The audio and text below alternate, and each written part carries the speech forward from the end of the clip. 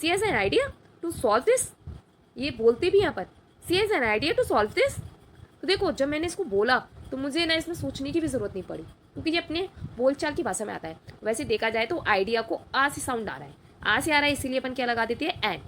C has an idea to solve this, ऐसे ही तो बोलते हैं। आइडिया वॉवल साउंड है इसलिए एन आएगा। Always listen to the sound not spelling, हमेशा साउंड पे ध्यान दो, स्पेलिंग पे ध्यान मत दो। अगर आप स्पेलिंग पे ध्यान दोगे तो आपके आर्टिकल्स टॉपिक में ए एन तो 100% गलत हो जाएगा। आप इसके साउंड पे ध्यान दो, साउंड क्या आ रहा है, इसीलिए इसको सही बोलना आना चाहिए। और सिलेक्शन उन्हीं का होता है जो क्वेश्चन के पीछे का रीजन समझते हैं, ठीक है, तो आप भी रीजन समझो। और ये हमारी जो क्लासेस है ना, ये सिर्फ एमपी वर्क 3 के लिए नहीं, हर एक एग्जाम के लिए जिसमें इंग्लिश आती है। और वैसे आप एमपी का एग्जाम दे रहे हो, एसएससी का दे रहे हो, बैंक दे रहे हो, टीचिंग दे रहे हो, नॉन टीचिंग दे रहे हो, अगर इंग्लिश आ रही है, ईएमआरएस, वीएस, एनवीएस के, वीएसटी, एसएसपी, मतलब बहुत सारे एग्जाम्स हैं जिसमें इंग्लिश आती है, तो उन सब के लिए बहुत इंपॉर्टेंट क्लास होने वाली है। अभी हम ना बेसिक पढ़ रहे हैं। क्या पढ़ रहे हैं? बेसिक। 10 क्वेश्चन में पूरा टॉपिक कवर करने की कोशिश कर रहे हैं। फर्स्ट रिविजन टाइप है ये, अगर आप एक बार पढ़ भी चुके हो तो भी अच्छा है, अगर नहीं पढ़े तो भी आपको ये चैप्टर समझने आने लगेंगे। फिर जब कॉन्सेप्ट क्लासेस आएंगी तो वो चैप्टर एकदम क्लियर हो जाएगा। The blank is blank Ganga is a Holi river. Blank Ganga is a Holi river, Ganga क्या है? एक होली रिवर है, पवित्र नदी है। तो blank cricket when it started raining. देखो यहाँ पे 2 सेंटेंस कंबाइंड होके आए हैं। लास्ट वाले सेंटेंस को हमें देख के पता चल रहा है ये पास्ट है। क्या है ये? पास्ट। और आपको एक बात पता होगी कि अगर टेंस में कहीं भी पास्ट होता है तो पूरा टेंस पास्ट होता है, इसका मतलब है आगे वाला टेंस भी पास्ट होगा। तो जो पास्ट नहीं है उसको हटा दें अपन, यस हटा दीजिए, आर प्लेइंग हटा दीजिए, और वी के साथ में प्ले नहीं आएगा क्योंकि इसमें भी कोई पास्ट वाला काम नहीं। तो या तो प्लेड आएगा या फिर वर प्लेइंग आएगा। अब देखते हैं कौन सा आएगा। पास्ट इंडेफिनिट पीछे दिया है तो यहाँ क्या आएगा? यहाँ आएगा पास्ट कंटिन्यूअस। आप हिंदी अर्थ से भी देख सकते हैं, और ये रूल्स भी होता है वेन वाले का, वेन की कंडीशन का ये रूल्स भी होता है, और ये आप ना हिंदी सेंस से भी देख सकते हैं। तो इसका आंसर हो जाएगा वर्ब प्लेइंग। अब देखिए हिंदी सेंस से कैसे? वेन इट स्टार्टेड रेनिंग, जब वर्षा स्टार्ट हो रही थी, नहीं सॉरी, जब वर्षा स्टार्ट हुई थी उस समय में हम क्या कर रहे थे? हम क्रिकेट खेल रहे थे।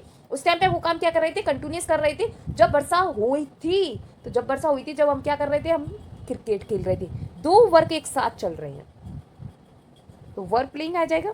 बैकग्राउंड एक्शन इंटरप्ट, मतलब बैकग्राउंड में क्या आ रहा है? पास्ट कंटिन्यूस, वर्षा हो रही है, बैकग्राउंड में क्या कर रहे थे? हम बैकग्राउंड में हम अपना गेम खेल रहे थे।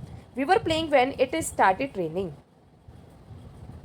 विनीता मैम यूट्यूब पर जरूर नहीं हूँ, लेकिन कॉम्पिटिटिव एग्जाम्स की दुनिया मेरे लिए नई नहीं है। मेरा इंट्रो मेरा कंटेंट देगा, क्योंकि मैं भी कभी आपकी तरह एक एस्पिरेंट रही हूँ, इसलिए मुझे पता है कि एग्जामर कहाँ से और कैसे क्वेश्चन लेता है। मेरी एक बात हमेशा याद रखना, एग्जाम के सिलेबस से ज्यादा सब्जेक्ट पर फोकस करो, क्योंकि सब्जेक्ट क्लियर तो फिर एग्जाम कौन रोकेगा।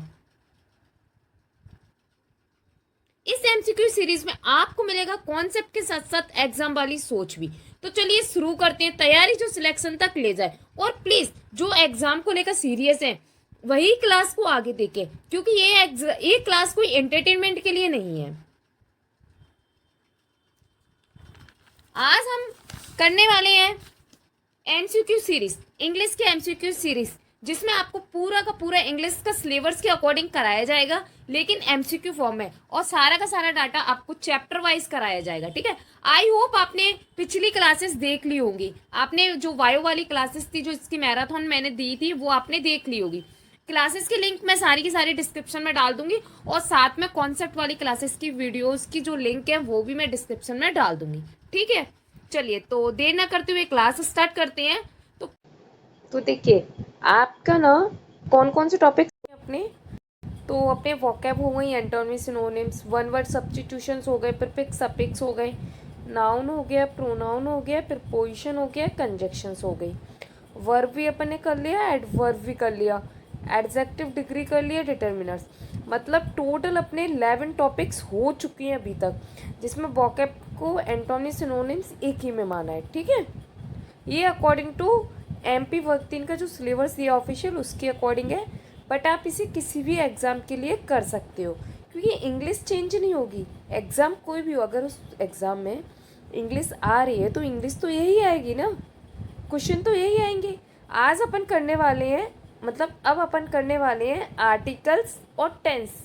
तो आर्टिकल और टेंस टॉपिक को अच्छे से करने वाले हैं। इसमें मैं आपको एमसीक्यूज भी करा रही हूँ और पूरा एक्सप्लेशन भी कराऊंगी, ठीक है। देखिए थोड़ी सी मैंने आपकी पीडीएफ को चेंज और इम्प्रूव कर दिया है। आई होप आपको ये पीडीएफ और भी अच्छी लगेगी। चलिए तो स्टार्ट करते हैं आर्टिकल टॉपिक से। तो आर्टिकल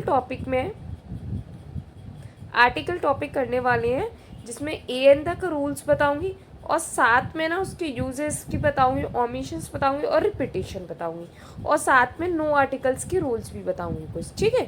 तो चलो फर्स्ट क्वेश्चन से स्टार्ट करते हैं। पहले आप करने का ट्राई करना, ठीक है। तो choose the correct sentence. She what a umbrella, she what an umbrella, she what an university. और ये सेम एज लिख गया है, नन ऑफ दिस, ठीक है। ये मान लेना डी वाले को नन ऑफ दिस। तो इसमें से कौन सा आंसर सही हो जाएगा? तो देखिए चेक करते हैं अपन। पहले इसका आंसर आपको बता देती है। इसका सही आंसर है तो शी वॉट। चलिए अपन चेक करते करते आंसर बताते हैं, ठीक है, जिससे आपको समझ में भी आए। तो देखो शी वॉट अ अम्ब्रेला, मैंने आपको बताया था कि जो आर्टिकल्स ए होता है और एन होता है, ए यूज़ होता है अपना कॉन्सोनेंट साउंड में और एन होता है अपना वॉवेल साउंड में। किसके? हिंदी का। जो हिंदी का कॉन्सोनेंट साउंड है, मतलब का से लेके ज्ञा तक। अगर आपने मेरी अभी तक ना आर्टिकल टॉपिक्स की कॉन्सेप्ट क्लास नहीं देखी है तो देख लेना, उसमें पूरा डीपली बताया गया है। और वॉवेल्स होते हैं आ से आहा तक, ओके। तो ये जो साउंड होते हैं, जैसे अम्ब्रेला, क्या बोल रहे हैं इसे? अम्ब्रेला, आ साउंड आ रहा है। तो आ किस में आ रहा है? एन में। वॉवेल में तो आएगा तो एन हो जाएगा। तो ये वाला आंसर क्या हो गया? गलत। एन अम्ब्रेला ये बिल्कुल सही है। यूनिवर्सिटी इसको बोलते हैं यू, तो यू गलत हो जाएगा। तो ये भी रॉन्ग, ये तो रॉन्ग है ही क्योंकि दोनों सेम एज है। तो आंसर इसका बी हो गया, ठीक है। चलिए अब इसका एक्सप्लेनेशन देख लेते हैं। She what an umbrella is the right answer. क्यों है? क्योंकि umbrella begins with vowel sound. Umbrella किससे स्टार्ट होता है? वॉवेल साउंड से। आ रहा था ना। यूज एन, तो अपन क्या लगाएंगे? एन लगाएंगे। आप चाहो तो यहाँ पे लिख सकते हो अम्ब्रेला में आ रहा है, ठीक है। और प्लीज आप नोट डाउन करते जाइए जिससे आपको दिक्कत ना आए। University begins with you, university बोलते हैं। क्या बोलते हैं इसे? University, you.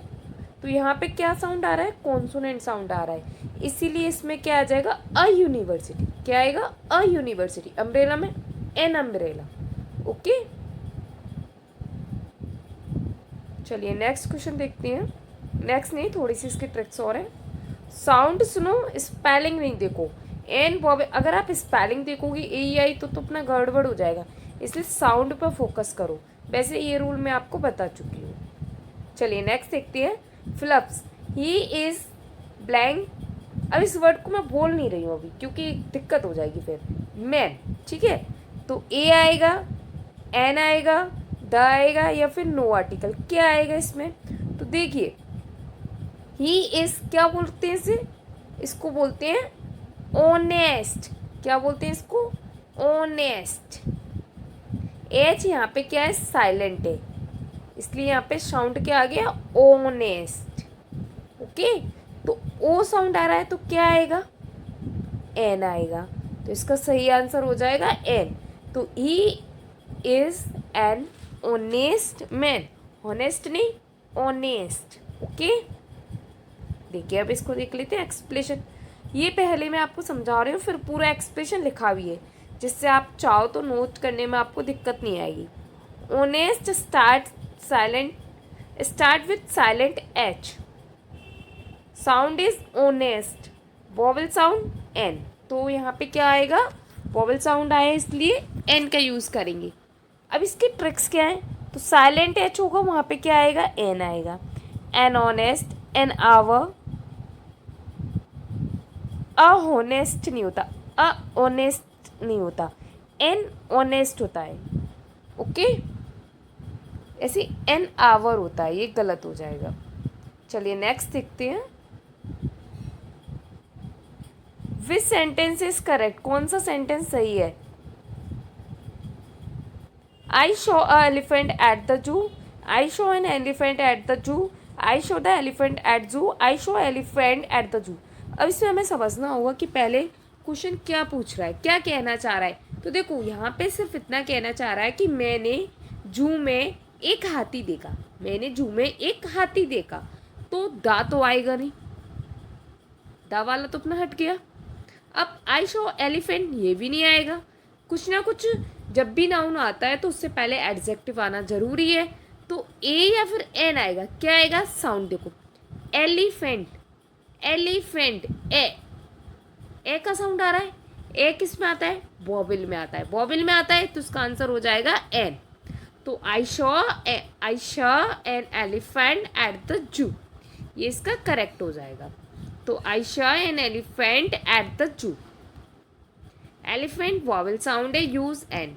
Eight the zoo the for specific place, एक प्लेस की बात बता रहा है कि यहाँ पे इस प्लेस पे हमने देखा है. उस प्लेस को, जू को डिनोट कर रहा है, इसलिए जू से पहले द आया है, इसीलिए उसको बोला स्पेसिफिक प्लेस. ठीक है, एलिफेंट कुछ भी नहीं है स्पेसिफिक, इसमें सिर्फ जू है स्पेसिफिक प्लेस, इसलिए जू से पहले क्या आ गया? द आ गया. चलिए नेक्स्ट देखते हैं. Fill in the blanks. He is blank MLA from our area. देखो इसमें ना आप दो चीज़ें याद रखो.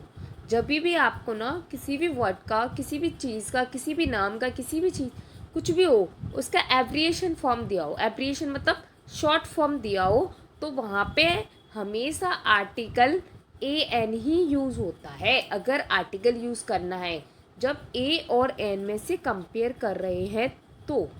ओके, तो देखो he is blank MLA from our area.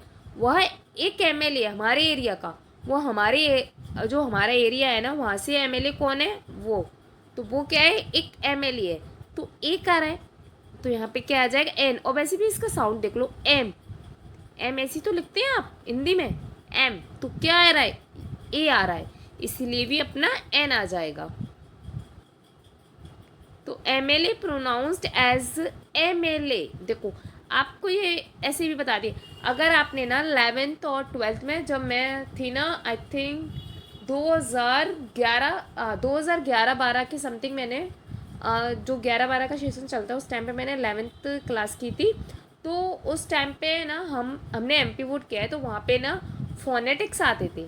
अगर आपने पढ़े हो, अब तो NCERT में छोटे से भी आ जाती है काफ़ी, मतलब 7th-8th क्लास के बच्चों के में भी आ जाते हैं. मैंने NCERT के बच्चों को भी पढ़ाया है तो मुझे पता है.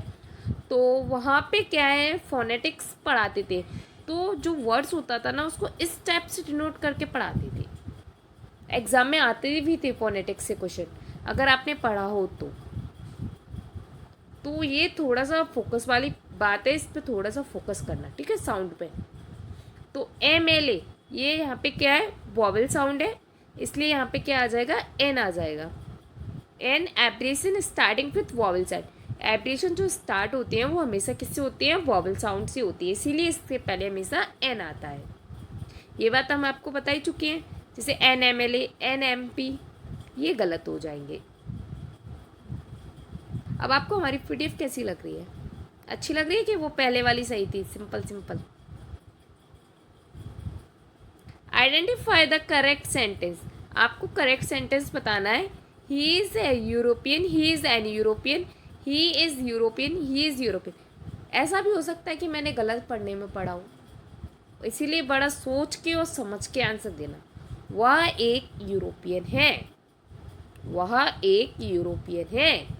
तो यहाँ पे क्या साउंड आ रहा है? यू साउंड के साथ में क्या आता है? Article A. तो आंसर क्या हो जाएगा? He is a European. European, European. ठीक है, यूरोपियन मत बोल देना, यूरोपियन मत बोल देना, यूरोपियन होता है. ठीक है, ऐसे आपके लिए मैंने ना प्रोनाउंस आपको समझ आ जाए, इसीलिए मैंने फोनेटिक्स का भी यूज़ किया है, जिससे आपको थोड़ा सा अच्छे से क्लियर हो जाए. कॉन्सोनेंट साउंड यूज़ A, इसलिए यहाँ पे कॉन्सोनेंट साउंड किसका यूज़ करते हैं? A का यूज़ करेंगे. जैसे a European, a university, an European, an university is wrong answer. चलिए नेक्स्ट देखते हैं. और एक बात याद रखना, अगर आपको भी ना गवर्नमेंट एग्ज़ाम की प्रिपरेशन करनी है बिल्कुल फ्री, और ये भले स्टार्टिंग है लेकिन यहाँ पे ना आप देख रहे होंगे जो हमारा फर्स्ट डे था और आज जो डे है उसमें और अब में काफ़ी सारी प्रोग्रेस हुई है, और डाटा बेस्ट से बेस्ट ही आपको दे रही है। एक बार पढ़ के देखो। और स्कैन करने से मतलब ये है कि जो मेरी पीडीएफ वगैरह होती है वहाँ पे स्कैनर लगा रहता है, वहाँ से स्कैन करने के लिए, ठीक है। तो अगर आपको प्रिपरेशन अच्छे से करनी है तो इस यूट्यूब क्लास पे देखिए, हमारे यूट्यूब क्लास पे जाइए। अगर आप इस रील्स में देख रहे हो, अगर आप इसे किसी में, तो हम आपको बता दें कि आपको यूट्यूब चैनल पे जाना है और सर्च करना है सरकारी पाठशाला बाय विनीता मैम। क्या सर्च करना है? सरकारी पाठशाला बाय विनीता मैम, और वहाँ आपको हमारी क्लासेस मिल जाएंगी। आप टेलीग्राम भी ज्वाइन कर लेना, इसी नेम से है। Okay, fill in the blanks. She has blank idea to solve this. She has blank idea to solve this. तो इसका आंसर क्या हो जाएगा? सॉरी, इसका आंसर दिख गया। She has blank idea to solve this. इसमें क्या हो जाएगा कि ना इसे सॉल्व करने के लिए उसके पास कोई आइडिया है, तो कोई एक आइडिया की बात करेगा, तो यहाँ पे नो आर्टिकल तो आएगा नहीं। She has an idea to solve this, ये बोलते भी यहाँ पर she has an idea to solve this. तो देखो, जब मैंने इसको बोला तो मुझे ना इसमें सोचने की भी ज़रूरत नहीं पड़ी, क्योंकि ये अपने बोलचाल की भाषा में आता है। वैसे देखा जाए तो आइडिया को आ से साउंड आ रहा है, आ से आ रहा है, इसीलिए अपन क्या लगा देते हैं? An. She has an idea to solve this, ऐसे ही तो बोलते हैं। आइडिया वॉवल साउंड है इसलिए एन आएगा। Always listen to the sound not spelling, हमेशा साउंड पे ध्यान दो, स्पेलिंग पे ध्यान मत दो। अगर आप स्पेलिंग पे ध्यान दोगे तो आपके आर्टिकल्स टॉपिक में ए एन तो 100% गलत हो जाएगा। आप इसके साउंड पे ध्यान दो, साउंड क्या आ रहा है, इसीलिए इसको सही बोलना आना चाहिए। और सिलेक्शन उन्हीं का होता है जो क्वेश्चन के पीछे का रीज़न समझते हैं, ठीक है। तो आप भी रीज़न समझो। और ये हमारी जो क्लासेस है ना, ये सिर्फ एमपी वर्क 3 के लिए नहीं, हर एक एग्ज़ाम के लिए जिसमें इंग्लिश आती है। और वैसे आप एमपी का एग्ज़ाम दे रहे हो, एसएससी का दे रहे हो, बैंक दे रहे हो, टीचिंग दे रहे हो, नॉन टीचिंग दे रहे हो, अगर इंग्लिश आ रही है, ईएमआरएस, सीवीएस, एनवीएस, केवीएस, टीएसएसपी, मतलब बहुत सारे एग्ज़ाम्स हैं जिसमें इंग्लिश आती है, तो उन सब के लिए बहुत इंपॉर्टेंट क्लास होने वाली है। अभी हम ना बेसिक पढ़ रहे हैं। क्या पढ़ रहे हैं हम? बेसिक। 10 क्वेश्चन में पूरा टॉपिक कवर करने की कोशिश कर रहे हैं। फर्स्ट रिवीजन टाइप है ये। अगर आप एक बार पढ़ भी चुके हो तो भी अच्छा है, अगर नहीं पढ़े तो भी आपको ये चैप्टर समझने आने लगेंगे। फिर जब कॉन्सेप्ट क्लासेस आएंगी तो वो चैप्टर एकदम क्लियर हो जाएगा। The blank is the blank Ganga is a Holi river. Blank Ganga is a Holi river. Ganga क्या है? एक होली रिवर है, पवित्र नदी है। तो जो मैंने आपको बताया था जब आर्टिकल्स टॉपिक कराया था, जब भी स्पेसिफिक कोई चीज़ आए, जैसे गंगा के स्पेसिफिक किसी रिवर का नाम है, प्रॉपर नाउन है, तो वहाँ पे आर्टिकल्स द का यूज़ करते हैं। अगर आपको इतना रूल्स याद नहीं रहता, आप ऐसे याद कर लो, अगर कोई स्पेसिफिक बात हो रही है तो द यूज़ करना है, अगर साउंड वॉवेल आ रहा है तो एन यूज़ करना है, कॉन्सोनेंट आ रहा है तो ए यूज़ करना है। ये 3 पॉइंट में आपका आर्टिकल टॉपिक काफ़ी हद तक क्लियर हो गया। अगर नॉर्मल क्वेश्चन आ गए तो आप इजीली कर पाओगे। और इस एग्ज़ाम में जिसके अपन अभी प्रिपरेशन कर रहे हैं उसमें इतना हार्ड नहीं आना है, इसलिए मैंने पहले लो से स्टार्ट किया है। इसके बाद में अपडेट वर्जन आएगा लेकिन काफ़ी टाइम बाद, ठीक है। पहले अपन इसी को करेंगे। तो अब एक्सप्लेनेशन भी देख लेते हैं एक बार। तो this is used before names of river, seas, ocean. एक मिनट, इसको इरेज ही कर देती हूँ।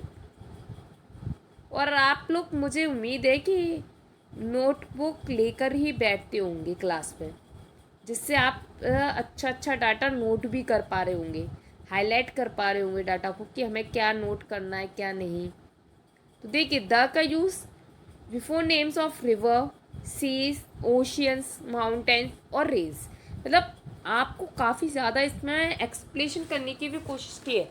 भले 10 क्वेश्चन है लेकिन आपको ज़्यादा से ज़्यादा डाटा मिल सके। The Yamuna, the Himalaya, the Pacific. तो सिलेक्शन चाहिए तो पढ़ना तो पड़ेगा आपको, और स्मार्ट स्टडी ही करो। इस टाइम पे हार्ड वर्क का टाइम नहीं है। लो, हार्ड वर्क से हार्ड वर्क वाला ही क्वेश्चन आ गया। चूज द करेक्ट सेंटेंस, आपको करेक्ट सेंटेंस बताना है। He is a honest and hard working man. He is an honest and a hard working man. He is an honest and hard working man. अब यहाँ पे ना ये चारों example दिए। अब मैं आपको एक बात पूछना चाहूँगी। पहले तो क्या आपको इनके रूल्स पता है? अपन अभी आर्टिकल्स पे नहीं जा रहे, अपन एक कॉमन सा रूल देख रहे हैं। यहाँ बता देती हूँ आपको, यहाँ बता देती हूँ। देखो, अगर किसी एक पर्सन को डिनोट कर रहे हैं, एक नाउन को, एक प्रोनाउन को डिनोट कर रहे हैं, तो चाहे उस एडजेक्टिव कितनी भी आए, आर्टिकल एक ही आएगा अगर एंड से जुड़े। अगर एक पर्सन को डिनोट कर रहे हैं, दो पर्सन को डिनोट कर रहे हैं, तो दोनों में अलग अलग आर्टिकल आएगा। अगर एक को डिनोट कर रहे हैं तो आर्टिकल एक बार आएगा। अब देखिए यहाँ पे आ जाइए आप, एक मिनट इसको इरेज कर दो। देखिए अब यहाँ पे आ जाइए। ये ही कितनी है? एक ही तो है। वह एक ईमानदार और मेहनती आदमी है। वह एक ईमानदार और मेहनती आदमी, एक ही की गुण है। एक ही की गुण है तो एक ही आर्टिकल आएगा। और आर्टिकल कहाँ आता है? तो आर्टिकल आता है सबसे पहले। कहाँ आता है? सबसे पहले। और जो पहले वाला अपना एडजेक्टिव होता है उसी के अकॉर्डिंग आता है। देखिए अब सबसे पहले ये हार्ड वर्किंग अकेला ये सही हो सकता है। आ हार्ड वर्किंग ये तो गलत हो गया, हटाओ इसे। पहले गलतों को हटा ही दो। आ हार्ड वर्किंग ये भी हटाओ। अब ये दो बचे, ए ऑनेस्ट आएगा फिर एन ऑनेस्ट आएगा। तो ऑनेस्ट बोलते हैं कि ऑनेस्ट बोलते हैं? तो भाई हमने इतनी बार पढ़ लिया ऑनेस्ट बोलते हैं। ऑनेस्ट का मतलब है एन आएगा। एन आएगा तो यहाँ पे ये वाला आंसर सही हो जाएगा। He is an honest and hard working man. I hope आपको क्वेश्चन बहुत अच्छे से समझ आ रहे होंगे, कोई भी डाउट नहीं रह रहा होगा।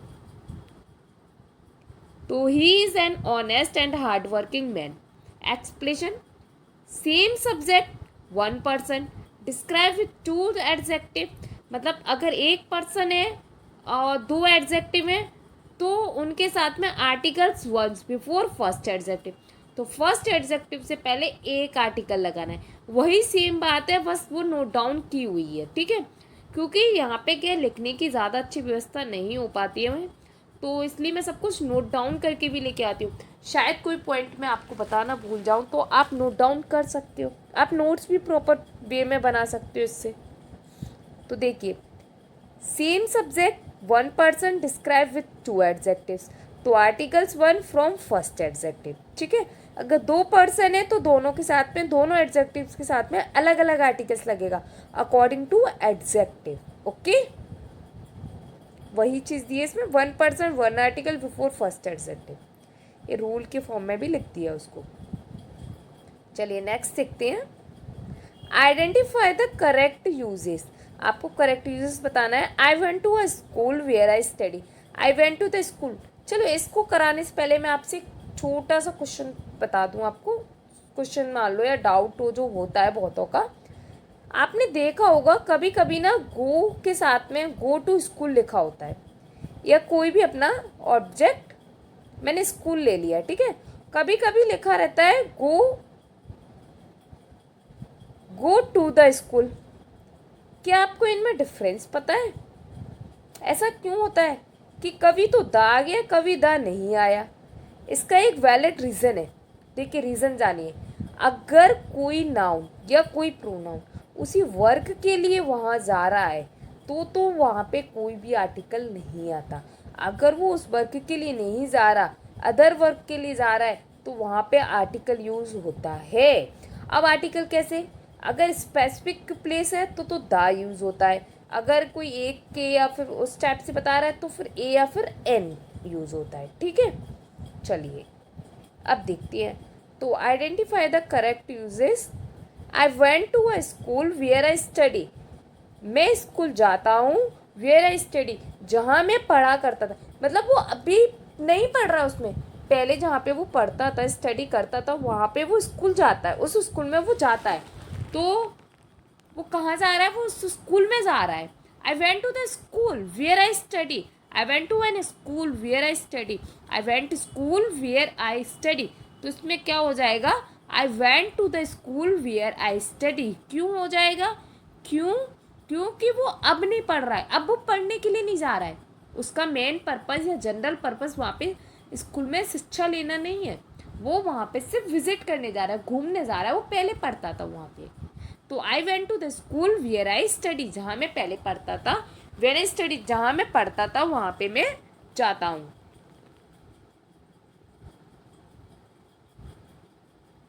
तो I went to the school where I study.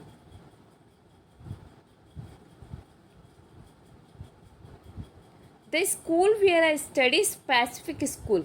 अब यहाँ वेयर आई स्टडी से आपको बता दिया कि ये स्पेसिफिक स्कूल की बात कर रहा है, कौन से स्कूल में जा रहा है, वहाँ पे जहाँ पे वो पढ़ता था, इसीलिए अपन ने आर्टिकल द का यूज़ किया। अगर ये कोई जनरल प्लेस होती, मतलब वो स्कूल जा रहा है, लेकिन कौन से स्कूल जा रहा है, किस पर्पज़ से जा रहा है, मतलब अपन को पता है किसी अदर पर्पज़ से लेकिन ये स्पेसिफिक नहीं किया है कि वो कौन से वाले स्कूल में जा रहा है, तो फिर वहाँ पे अपन ए एन लगाते। लेकिन आपको बता दूँ ऐसा बहुत कम मिलेगा आपको, ये ऐसा आपको बहुत ही कम मिलेगा जहाँ पे ए एन लगाया जाएगा, या तो दा लगाएंगे या फिर नो आर्टिकल वाला ही ज़्यादातर आपको मिलेगा।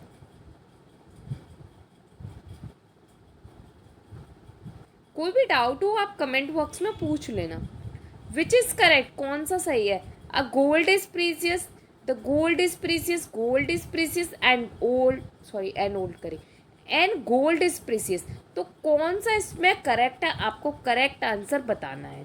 तो देखिए सबसे पहले आप ये जानिए कि यहाँ पे देखो गोल्ड है ना, सिर्फ वहीं पे आर्टिकल्स या फिर नो आर्टिकल्स आए हैं। अब गोल्ड क्या है, व्हाट इज गोल्ड, गोल्ड मतलब सोना, मतलब अनकाउंटेबल नाउन। तो अनकाउंटेबल नाउन के साथ में ए एन तो आता ही नहीं है, ए एन तो आता ही नहीं है, तो ये तो गलत हो गया। तो ए एन वालों को तो हटा ही दो, ए हटाओ एन हटाओ। अब बचा द और नो आर्टिकल। क्या गोल्ड के पहले द आना चाहिए, द आता है जब गोल्ड को स्पेसिफाई कर दे। अगर उसको स्पेसिफाई कर दे तब गोल्ड से पहले द आएगा। क्या स्पेसिफाई किया है गोल्ड को, द गोल्ड इज प्रीसियस, नहीं पता नहीं कौन सा गोल्ड है, कुछ ऐसा तो नहीं बताया, तो ये भी रॉन्ग हुआ। गोल्ड इज प्रीसियस, गोल्ड कीमती है। यहाँ पे अगर ये बोलता तो गोल्ड इज प्रीसियस, कौन सा गोल्ड, जो उसने मुझे दिया था, दैट गिव मी, ठीक है। तो वहां पे अपन द लगा सकते थे। Gold is precious simple sentence है, जनरल है, काउंटेबल मटेरियल नाउन है, gold is the no article. Uncountable nouns gold, milk, water, इनके साथ में नो आर्टिकल्स आता है इन जनरल सेंस। अगर स्पेसिफिक सेंस आ गया तो द लगाते हैं, जो कि आपको मैंने भी रूल्स बताया था। देखो अपने आर्टिकल्स टॉपिक पढ़ा, अभी क्विक समरी दी है जिससे आपका थोड़ा सा और रिवीजन हो जाए। आपने अगर देखा हो तो कितनी जल्दी आपका आर्टिकल टॉपिक कवर होने वाला है। तो आर्टिकल रूल्स, ए आता है consonant sound in Hindi अवोक a university. Consonant sound मैं यहाँ पे लिख देती हूँ, आप नोट्स बना रहे हो तो वहाँ नोट डाउन कर लेना। का से लेके क्या तक, ओके, कॉन्सोनेंट साउंड होते हैं। वॉवेल साउंड के साथ में हिंदी में और साइलेंट एच के साथ में एन लगता है। जैसे इसके भी लिख देती हूँ साउंड, अ से अहा तक, पढ़े होंगे सबने बचपन से, किस किस को याद है अब तक। वैसे तो अब तो सबको याद हो गया कि कंपटीशन में वर्णमाला टॉपिक आता है। An apple, an hour, an M L A, सारे आप क्वेश्चंस करके भी देख लेना, ठीक है। द आता है स्पेसिफिक नाउन्स यूनिक थिंग्स के साथ में, जैसे the sun, the Taj Mahal, the Ganga. इसके लिए मैंने आपको बताया था स्पेसिफिक याद रखना। नो आर्टिकल आता है अनकाउंटेबल के साथ में, लेकिन इनको स्पेसिफिक कर दें तो फिर द आ जाएगा। प्लूरल के साथ में plural countable noun.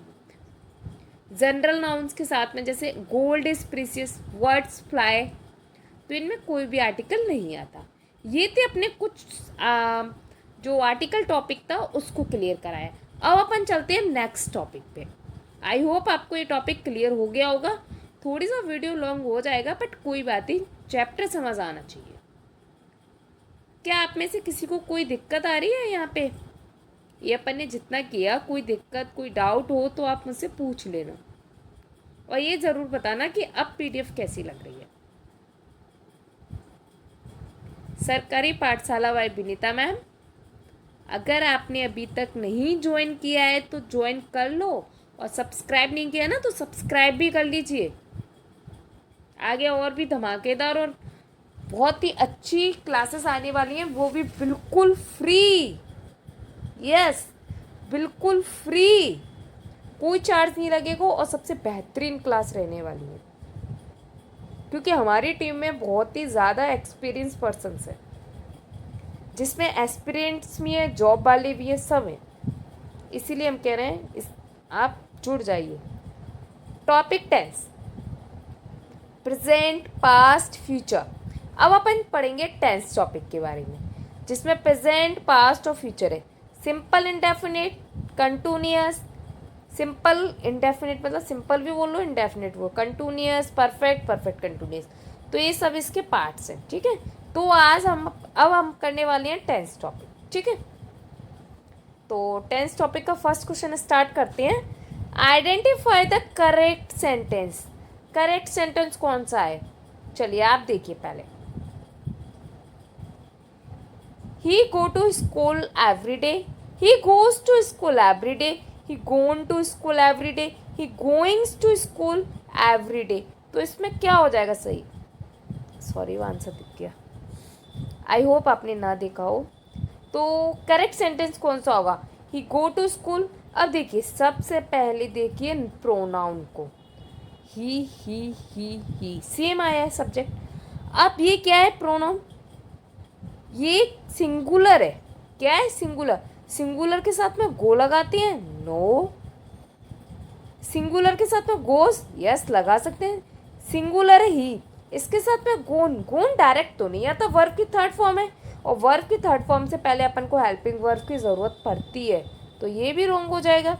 He going. Going क्या है? वर्ब का फोर्थ फॉर्म, मतलब वर्ब में आईएनजी, इससे पहले भी हेल्पिंग वर्ब चाहिए होती है, तो ये भी गलत। तो इसका ये हो जाएगा, ठीक है। ये किसका है? तो प्रेजेंट इंडेफिनिट का है। एक और पहचान, एवरीडे दिया है। अगर एवरीडे वर्ड कीवर्ड दिया होता है तो वो सेंटेंस प्रेजेंट सिंपल या फिर इंडेफिनिट में बनता है। ओके, सब कुछ लिखा है, मत टेंशन लीजिए आप। तो he goes to school every day, देखो ये लिखा है। एवरी डे हैबिचुअल एक्शन बताता है, इसलिए ये सिंपल प्रेजेंट टेंस का बनता है। ही शी इट क्या है? ये सिंगुलर है, इसलिए इसमें वर्ब के बाद में एस लगता है, जैसे goes. He she it plus verb plus S या एस, जिसका स्ट्रक्चर होता है प्रेजेंट इंडेफिनिट का। ही प्लेस, सी गोस, ठीक है। मैंने कहा था ना सब कुछ लिखा है, क्योंकि मुझे पता है यहाँ पे लिखने में दिक्कत आती है, इसलिए मैं सब कुछ नोट डाउन करके भी लग जाती हूँ। सी ब्लैंक्स हर होमवर्क नाउ। अब देखो कीवर्ड पकड़ में आया, नाउ। अगर आपने अभी तक हमारा टेंस टॉपिक नहीं देखा है तो टेंस टॉपिक की भी कॉन्सेप्ट वीडियो मैं करा चुकी हूँ, आप प्लेलिस्ट पर जाके देख लीजिए, या फिर डिस्क्रिप्शन में कॉन्सेप्ट वीडियो की लिंक दी है, वहाँ से भी आप जाके देख सकते हैं। ओके, तो नाउ किस में यूज़ होता है? कंटिन्यूअस। कंटिन्यूअस का ये रहा, हो गया। देखा आपने कितनी जल्दी हो गया। She is doing her homework now. Did तो वैसे भी नहीं आता, सी के साथ में डू आता नहीं। हैज डन या इज डूइंग, आपको डाउट रहता, नाउ की वजह से वो भी क्लियर हो गया। नाउ क्या बताता है? करंट एक्शन को बताता है, ये प्रेजेंट कंटिन्यूअस में लगता है। Subject plus is are am plus verb में आईएनजी, ये कंटिन्यूअस का स्ट्रक्चर है। चलिए नेक्स्ट क्वेश्चन देखते हैं। We blank cricket when it started raining. देखो यहाँ पे दो सेंटेंस कंबाइंड होके आए हैं। लास्ट वाले सेंटेंस को हमें देख के पता चल रहा है ये पास्ट है। क्या है ये? पास्ट। और आपको एक बात पता होगी कि अगर टेंस में कहीं भी पास्ट होता है तो पूरा टेंस पास्ट होता है, इसका मतलब है आगे वाला टेंस भी पास्ट होगा। तो जो पास्ट नहीं है उसको हटा दें अपन, यस हटा दीजिए, आर प्लेइंग हटा दीजिए, और वी के साथ में प्ले नहीं आएगा, क्योंकि इसमें भी कोई पास्ट वाला काम नहीं। तो या तो प्लेड आएगा या फिर वर्ब प्लेइंग आएगा। अब देखते हैं कौन सा आएगा। पास्ट इंडेफिनिट पीछे दिया है, तो यहाँ क्या आएगा? यह आएगा पास्ट कंटिन्यूअस। आप हिंदी अर्थ से भी देख सकते हैं और ये रूल्स भी होता है वेन वाले का, वेन की कंडीशन का ये रूल्स भी होता है और ये आप ना हिंदी सेंस से भी देख सकते हैं। तो इसका आंसर हो जाएगा वर्ब प्लेइंग। अब देखिए हिंदी सेंस से कैसे, वेन इट स्टार्टेड रेनिंग, जब वर्षा स्टार्ट हो रही, नहीं सॉरी, जब वर्षा स्टार्ट हुई थी उस समय हम क्या कर रहे थे, हम क्रिकेट खेल रहे थे। उस टाइम पे वो काम क्या कर रहे थे, कंटिन्यूस कर रहे थे जब वर्षा हुई थी। तो जब वर्षा हुई थी, जब हम क्या कर रहे थे, हम क्रिकेट खेल रहे थे। दो वर्क एक साथ चल रहे हैं तो वर्ब प्लेइंग आ जाएगा। बैकग्राउंड एक्शन इंटरप्ट, मतलब बैकग्राउंड में क्या आ रहा है, पास्ट कंटिन्यूस। वर्षा हो रही है, बैकग्राउंड में क्या कर रहे थे हम, बैकग्राउंड में हम अपना गेम खेल रहे थे। We were playing when it started raining. कोई भी डाउट हो आप कमेंट बॉक्स में पूछ लेना। अगर आपको स्लो फास्ट क्लास कुछ भी जैसी भी लग रही है आप पूछ लेना। और अगर आपने ये 200 सीरीज़ में 200 क्वेश्चन कर लिए ना, आपका इंग्लिश टॉपिक क्लियर हो गया है।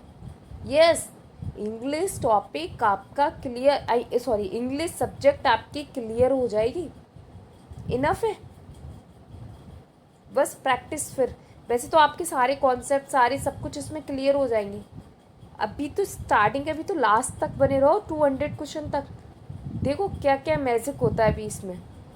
200 क्वेश्चंस के बाद आप खुद कहोगे यस मैम, अब इंग्लिश से हमें डर नहीं लगता। सिर्फ 200 क्वेश्चन ने आपकी लाइफ बदल देगा। और इतनी ज़्यादा लॉन्ग वीडियोस भी नहीं है ये। देखिए next, find the correct sentence. आपको करेक्ट सेंटेंस देखना है। सी हैज़ लीव द, एक मिनट ये ले लेते हैं। She has leave the room, she have left the room, she has left the room, she leaves the room. अब देखिए करेक्ट सेंटेंस देखना है तो हमें यहाँ पे सी दिख रहा है, सब में सी है, कोई बात नहीं। हैज़ हैव हैज़ लीव दिखा है तो देखो सी के साथ में सिंगुलर हेल्पिंग वर्ब आती है। हैज़ हैव तो आएगा नहीं, इसको हटाओ, जो हट रहा है उसको हटाते जाओ। हैज़ लेफ्ट ये हो सकता है।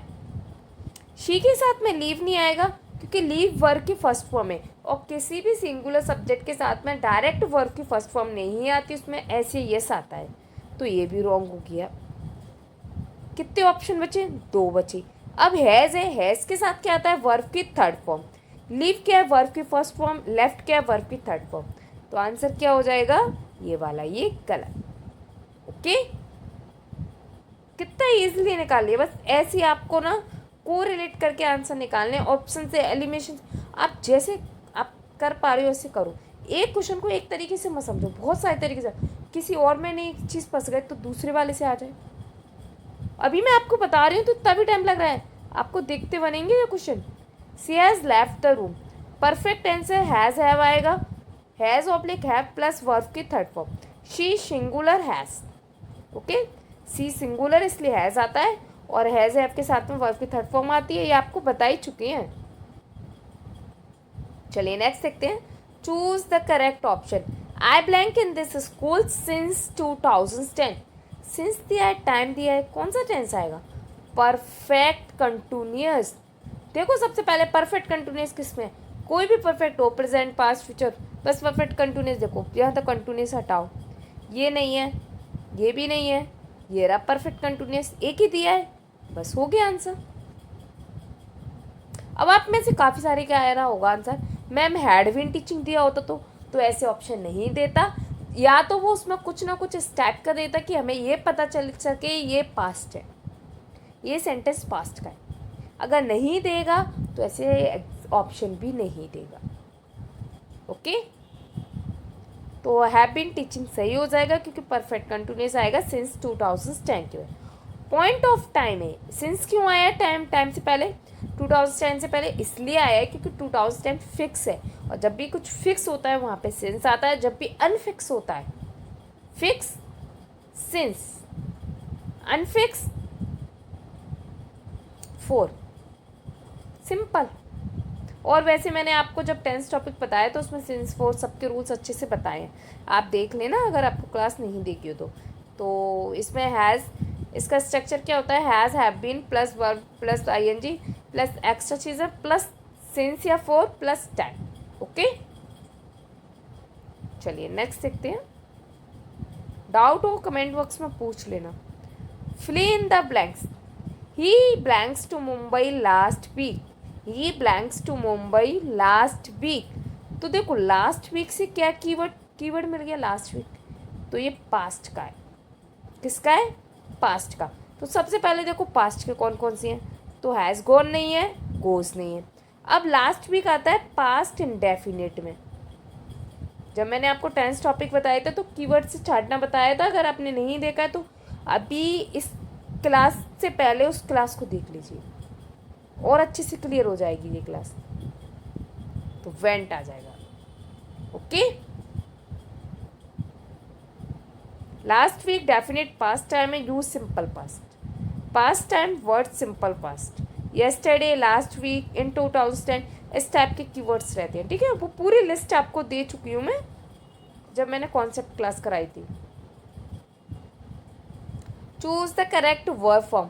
आपको करेक्ट वर्ब फॉर्म बताना है। They blanks had their dinner already. They blanks their dinner already.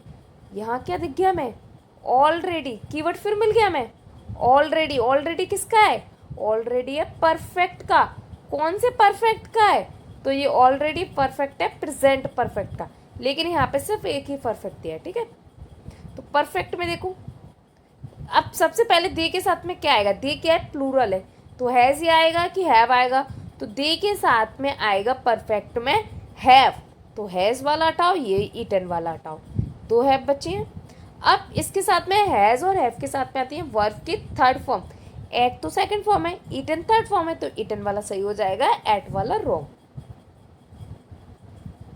अगर आपको फास्ट लग रहा हो तो बता देना। ऑलरेडी है इसलिए परफेक्ट टेंस बनेगा। दे प्लूरल है, यूज हैव प्लस वर्ब की थर्ड फॉर्म, इसका ये स्ट्रक्चर है, इसलिए हैव ईटन आ जाएगा। Next, find the correct sentence. Correct sentence क्या है पता है? जिन्होंने ना ये टॉपिक्स वगैरह नहीं पढ़े हैं ना, वो भी कहेंगे इस क्लास को देखने के बाद में, यस मैम मेरे ये टॉपिक्स क्लियर हो रहे हैं। ही इज़ वर्किंग हेयर सिंस 2015। और ऐसी ना क्लास आपको ना तो अभी तक किसी पेड क्लास में मिली होगी, ना यूट्यूब पे मिली होगी, कि सिर्फ 200 क्वेश्चन से पूरी की पूरी subject finish. How is possible? पहले तो नहीं था बट अब पॉसिबल हो गया, और वो भी कहाँ?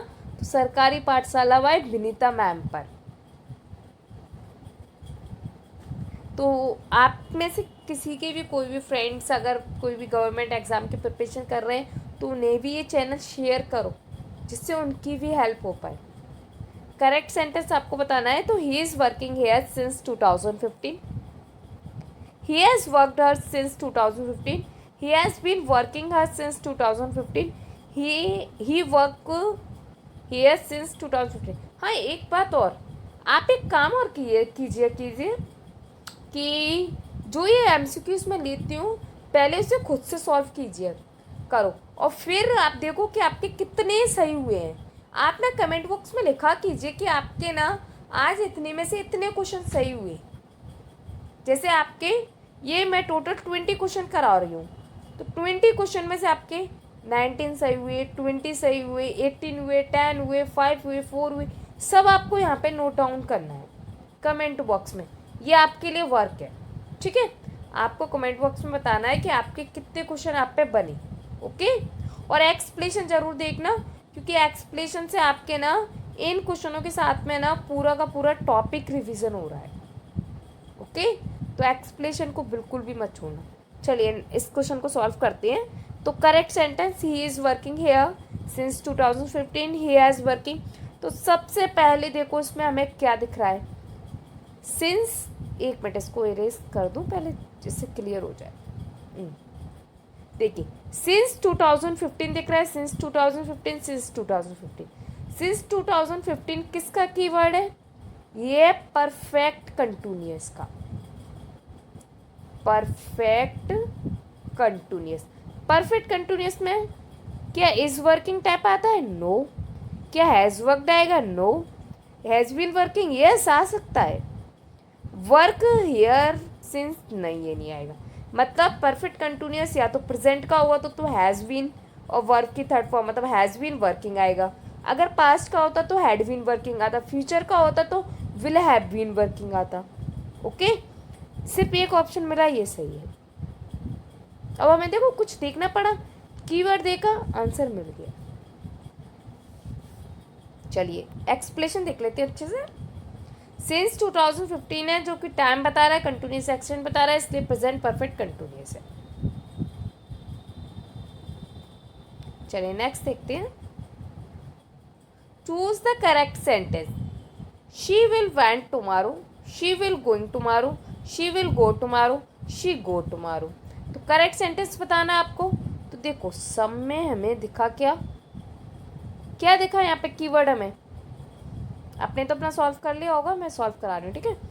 टुमारो, टुमारो क्या है, अपना कीवर्ड है। किससे बताता है शो, फ्यूचर को। तो इसका सेंटेंस बनेगा फ्यूचर इंडेफिनिट का। तो फ्यूचर इंडेफिनिट का स्ट्रक्चर क्या होता है, तो फ्यूचर इंडेफिनिट का स्ट्रक्चर होता है विल प्लस वर्ब की first form. Will went no, will going no, will go yes, go tomorrow नहीं, विल तो आई नहीं, तो ये वाला इसका सही हो जाएगा, शी विल गो टुमारो। तो विल शैल प्लस वर्ब की फर्स्ट फॉर्म किसमें, फ्यूचर टेंस। मैक्सिमम विल ही लगता है, शैल बहुत कम लगता है। ओके, कहाँ लगता है ये मैंने आपको कॉन्सेप्ट वीडियो में बता दिए है। और सब्जेक्ट वर्ब एग्रीमेंट कराऊंगी ना तब इसको और बता दूंगी विल शैल के बारे में। आई मीन जब कॉन्सेप्ट क्लासेस कराऊंगी। When I reach the station the train, when I reach the station the train क्या आएगा। अब देखो इसका भी कीवर्ड से देखते हैं। आपने आंसर लगा लिया होगा, पुश कर करके लगा लेना, ठीक है। नहीं लगा, यहाँ दिख रहा है आई रीच्ड, क्या है ये, पास्ट इंडेफिनिट। व्हेन दिया है, जनरल सी बात है, यहाँ पे भी पास्ट आएगा। क्या आएगा, पास्ट। वैसे व्हेन के साथ में पास्ट कंटिन्यूस भी आता है। व्हेन आई रीच्ड स्टेशन, जब मैं स्टेशन पहुंचा, द ट्रेन, अब ट्रेन जा चुकी थी। यहाँ तो पास्ट परफेक्ट आएगा, कंटिन्यूस नहीं आएगा। जब आपने टेंस पढ़ा तो पता चल गया, पास्ट कंटिन्यूस भी आता है व्हेन के साथ में, और पास्ट परफेक्ट भी आता है। आता पास्ट ही है बस। तो हैज़ और हैज़ लेफ्ट हटाओ, इंडेफिनिट है, लीव्स हटाओ, वॉज लेफ्ट तो आ ही नहीं सकता, ये तो पैसिव है, तो हैड लेफ्ट हो जाएगा। Okay, past perfect, had left आएगा क्योंकि टू एक्शंस है, अर्लियर एक्शन और past perfect. Train had left before I reached, मतलब train when I reached the station, जब मैं स्टेशन पहुंचा ट्रेन जा चुकी थी, मतलब ट्रेन तो पहले चलेगी। वो ट्रेन जाने का काम तो बहुत पहले ही हो गया, उसके बाद स्टेशन पहुंचा। दो वर्ग के, एक काम बहुत पहले हुआ, एक काम अभी कुछ देर पहले हुआ है। चलिए नेक्स्ट। अब देखिए ये थे अपने एमसीक्यूज। आपके 20 एमसीक्यूज में आर्टिकल्स और टेंस टॉपिक क्लियर हो गए। अब एक क्विक समरी मैं थोड़ी सी आपको और बता देती हूँ, जिससे आपका टेंस और अच्छे से क्लियर हो जाए। तो इसको ध्यान से देखना, और जिनको नहीं आता है प्लीज़ नोट डाउन कर लेना। फास्ट लगे तो वीडियो पुश करके कर लेना, पर कर लेना नोट डाउन, बहुत इंपॉर्टेंट है। सिंपल प्रेजेंट का स्ट्रक्चर, वर्ब की फर्स्ट फॉर्म या वर्ब की फर्स्ट फॉर्म है एसीएस। वर्ब की फर्स्ट फॉर्म सिंपल कब आती है, जब सब्जेक्ट प्लूरल होता है, और वर्ब की फर्स्ट फॉर्म में एसीएस कब आती है, जब सब्जेक्ट सिंगुलर होता है। जैसे he plays cricket. Present continuous is are am plus verb में आईएनजी आता है। She is reading, is are am कब आता है, ये आपको पता ही है। लाओ चलो बता ही देते हैं, वो भी क्यों छोड़े। इज आता है सिंगुलर के साथ में, आर आता है प्लूरल के साथ में, एम आता है आई के साथ में। Okay, present perfect has have plus verb की थर्ड फॉर्म। हैज आपको पता ही है, सिंगुलर के साथ में, हैव प्लूरल के साथ में। प्रेजेंट पर आई हैव ईटन, इसका सेंटेंस हो गया। प्रेजेंट परफेक्ट कंटिन्यूअस तो वही has been, has have been plus verb में आईएनजी, इसको वर्ब की फोर्थ फॉर्म भी कहते हैं। प्लस एक्स्ट्रा चीज़ अगर होती है तो ऑब्जेक्ट वगैरह, plus since oblique 4 plus 10। He has been working for 2 hours. Quick revision है ये, क्विक समरी का, ठीक है। सिंपल पास्ट वर्ब की सेकंड फॉर्म आती है he went home. Past continuous में वॉज वर्ब आते हैं, वर्ब में plus ING, they were playing. Past perfect में हैड प्लस वर्ब की थर्ड फॉर्म आती है, जैसे she had gone. Past perfect continuous में हैड बीन प्लस वर्ब में आईएनजी आती है, since for time. I had been working since morning. Sentence भी दिया है साथ में, आपका एक बार में पूरा स्ट्रक्चर सब कुछ हो गया। सिंपल फ्यूचर में विल शैल प्लस वर्ब की first form I will study. Future continuous में will shall be plus verb की फर्स्ट फॉर्म में ING, he will be sleeping. Future perfect में will shall verb have plus verb की third form, she will have finished. Future perfect continuous में will have been verb since for plus time. आपको एक बात और बता दूं, फ्यूचर परफेक्ट कंटिन्यूस में फ्रॉम यूज़ होता है ज़्यादातर। वैसे पता है अपने इंडिया में ही यूज़ करते अपन जिस सिंस ऑफ फोर। अगर अपन जब ना अमेरिकन और जो सही इंग्लिश बोलते हैं या फिर पढ़ते हैं, वहाँ पे फ्यूचर में सिर्फ फ्रॉम ही यूज़ करते हैं। क्या यूज़ करते हैं? फ्रॉम। लेकिन जो कहते हैं ना, बचपन से बताया गया है कि सिंस ऑफ फोर लगाना है, सिंस ऑफ फोर लगाना है, इसलिए अपन भी ये सिंस ऑफ फोर ही लगा रहे हैं। ओके, लेकिन आप फ्रॉम को भी याद रखना, फ्रॉम भी आ जाता है। ओके, फ्यूचर में फ्रॉम ही आता है, जब फ्रॉम नहीं होता तो अपन सिंस फोर को प्रायोरिटी देते हैं।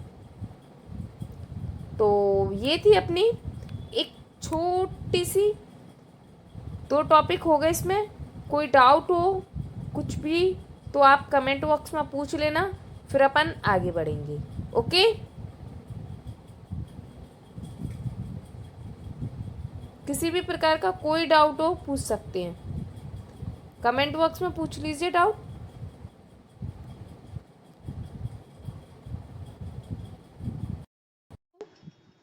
आज की क्लास यहीं कंप्लीट होती है। अगर आप यहाँ देख के आए हैं तो आप सीरियस एस्पिरेंट हो, और यही विशेषता आपको भीड़ से अलग बनाती है।